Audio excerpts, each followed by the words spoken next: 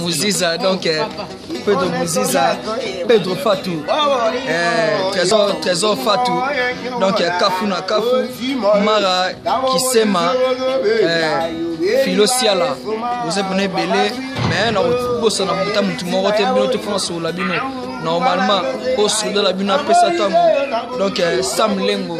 Binoto boze belé ba Eli Biongo ba Tony Twingi ba Getze Samba ba Poeza Hilaire na Londres ba Ser Nanga Kwani ba Papa Sui ba Bobby de Londres donc bo kontina ngai Ibrahim Yanzambe makambo ya ngoyo te makambo ya ngoyo na zonga nano donc ba sala ile mabe ba informer nga mabe nzo rande za yino mbongo te bana Londres donc munoko pe betaka libaku talaraka Bimaki il y a trop, oui, Bimaki, mais tu retirer un mot, même si tu retirer.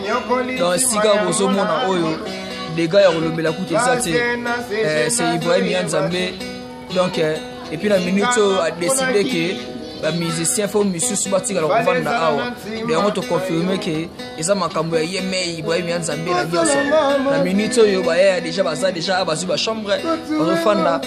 Donc tout ça on a conseillé na biso gros bis Kevin Dicap tout ça biso tout. Donc il y a pas de souci, il y a rien à dire. Donc ndeka na lobby ndeka ezali. La minute yo ngapa na bundana awa mikolo moko pe tatabana na luka pele cigare pour fona zananga awa.